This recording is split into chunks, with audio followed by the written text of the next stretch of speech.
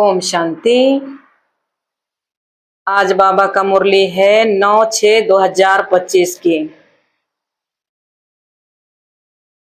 आज बाबा का सार में बाबा आज बोले, मीठे बच्चे, तुम सारे विश्व पर शांति का राज्य स्थापन करने वाले बाप के मददगार हो।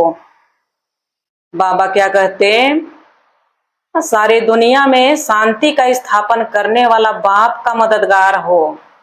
हम बच्चे उनके मददगार बने हैं।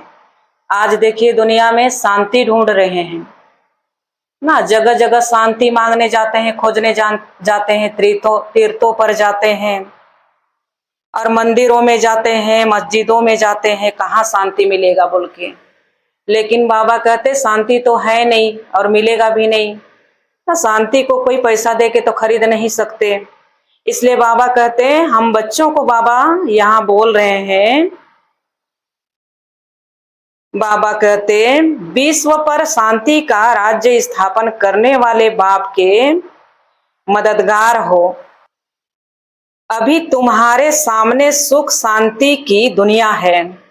हमारे सामने बाबा कह रहे हैं सुख शांति की दुनिया है।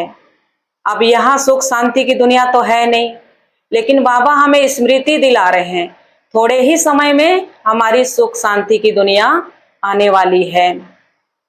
इसीलिए हम बच्चों को बाबा पढ़ा रहे हैं। प्रश्न में बाबा बोले, बाप बच्चों को किस लिए पढ़ाते हैं? पढ़ाई का सार क्या है ना? बाबा पूछ रहे हैं, बाप हम बच्चों को किस लिए पढ़ाते हैं, पढ़ाई का सार क्या है? उत्तर में बाबा बताए, बाप अपने बच्चों को स्वर्ग का प्रिंस, विश्व का मालिक बनाने के लिए पढ़ाते हैं ना। बाबा हम बच्चों को स्वर्ग का राजकुमार और विश्व का मालिक बनाने की पढ़ाई पढ़ाते हैं।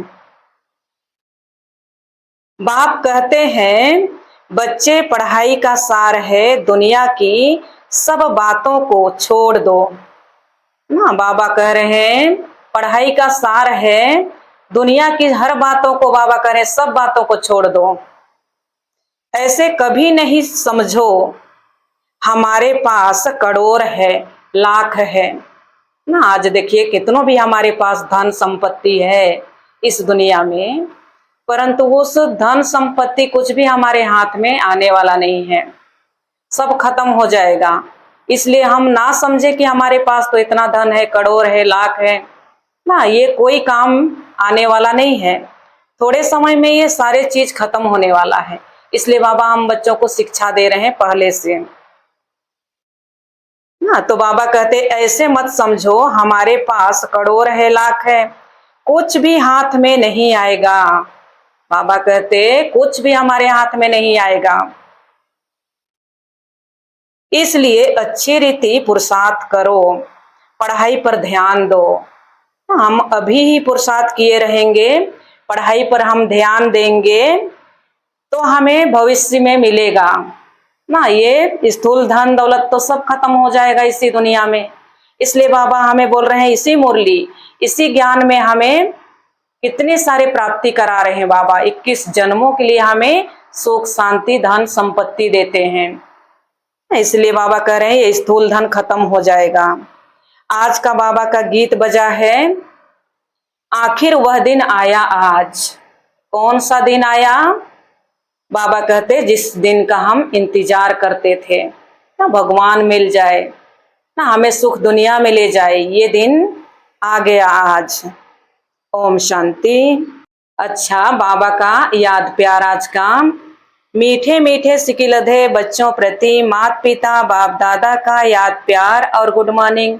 रूहानी बाप की रूहानी बच्चों को नमस्ते।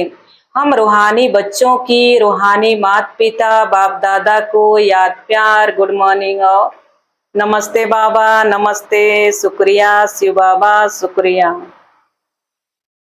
आज का धारणा के लिए मुख्य सार बाबा का पहला है, सवेरे सवेरे उठ पैदल करते बाप को याद करो ना। बाबा क्या कहते, सवेरे सवेरे उठ पैदल करते बाप को याद करो। क्योंकि सवेरे हर कोई घूमने फिरने निकलते हैं ना, तो हम एक जगह तो सारे दिन बैठ के हम याद नहीं कर सकते। इसलिए बाबा हमें युक्ति बताते हैं कि हम सैर करने निकलते हैं बाहर घूमने, तो बाबा की याद में हम घूमे फिरे। आपस में यही मीठी रूह रिहान करो कि देखें कौन कितना समय बाबा को याद करता है ना। वापस में हम यही बातचीत करें कि कौन कितना समय याद करता है बाबा को। फिर अपना अनुभव सुनाओ ना, मिल के फिर अनुभव सुनाओ। दूसरा है, बाप को पहचान लिया तो फिर कोई बहाना नहीं देना है ना। भगवान को आप सभी भी पहचान लिए जो हर रोज इस ज्ञान को सुन रहे हैं, तो कोई भी बहाना नहीं देना है कि हमें फुर्सत नहीं है, ज्ञान सुनने का फुर्सत नहीं है, बाबा को याद करने का फुर्सत नहीं है। ये बहाना हम नहीं दे सकते हैं, कोई बहाना नहीं देना है। पढ़ाई में लग जाना है, मुरली कभी मिस नहीं करनी है ना। ये ज्ञान आप सभी को सुनाया जा रहा है, इसको बाबा कहते कभी भी मिस नहीं करनी है। हर रोज भले थोड़ा सही लेकिन जरूर सुनना है। वरदान है, सरों के गुण देखते हुए स्वयं में बाप के गुणों को धारण करने वाले गुणमूर्त भव। सरों के गुण देखते हुए बाबा कहते स्वयं में बाप के गुणों को धारण करने वाले गुणमूर्त भव।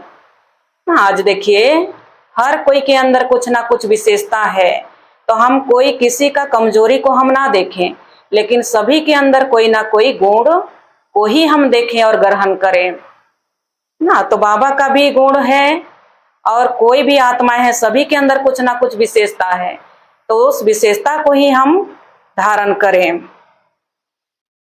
विस्तार में बाबा बोले, संगम युग पर जो बच्चे गुणों की माला धारण करते हैं वही विजय माला में आते हैं। तो संगम युग पर बाबा ज्ञान देते हैं, उसको हम धारण करते हैं ना, तो उसी में हम बाबा कह रहे हैं वही विजय माला में आते हैं। इसलिए होली हंस बन सरों के गुणों को देखो और एक बाप के गुणों को स्वयं में धारण करो। सभी का गुणों को देखना है और बाबा का गुण को भी धारण करना है। यह गुणमाला सभी के गले में पड़ी हुई हो। बाबा जो भी ज्ञान सुनाते हैं, जो भी गुण है उनका हमारे गले में पड़ी हुई हो, सभी में कह रहे हैं बाबा। जो जितना बाप के गुण स्वयं में धारण करते हैं उनके गले में उतनी बड़ी माला पड़ती है। गुण माला को सिमरन करने से स्वयं भी गुणमूर्त बन जाते हैं। उस गुण माला को सिमरन करने से स्वयं भी बाबा कहते गुणमूर्त बन जाते हैं। इसी की यादगार में बाबा कहते देवताओं और शक्तियों के गले में माला दिखाते हैं ना। यही गुणमाला के यादगार, उसी का यादगार में बाबा कहते देवताओं और शक्तियों को गुणमाला गले में दिखाते हैं। स्लोगन में बाबा बोले, साक्षीपन की स्थिति ही यथार्थ निर्णय का तख्त है। साक्षीपन की स्थिति ही यथार्थ निर्णय का तख्त है ना। हम साक्षी होकर कोई भी चीज को देखते हैं तो हमें बाबा कह रहे हैं यही यथार्थ निर्णय की तख्त है। बाबा कहते हैं आज का बाबा का अव्यक्त इशारे, आत्मिक स्थिति में स्थित रहने का अभ्यास करो, अंतर्मुखी बनो। अंतर्मुखी होकर कार्य करने से विघ्नों से व्यर्थ संकल्पों से बच जाएंगे और समय भी बहुत बच जाएगा।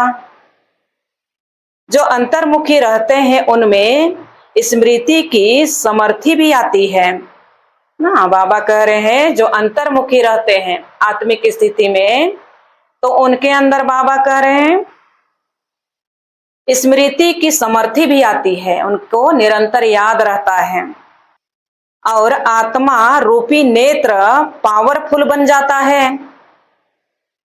जिससे यदि कोई भी विघ्न आने वाला होगा तो यह महसूसता आएगी कि आज कोई पेपर होने वाला है। पहले से ही मालूम पड़ जाएगा कि कोई पेपर आने वाला है। जितना पहले से मालूम पड़ता जाएगा तो होशियार रहने का कारण, जितना बाबा कहते मालूम पड़ता जाएगा तो होशियार रहने के कारण सफलता पा लेंगे। हाँ, पहले से अलर्ट हो जाएंगे और पेपर से पहले ही अलर्ट हो जाएंगे, इसलिए उस पेपर में पास हो जाएंगे, सफलता मिल जाएगी। अच्छा, ओम शांति।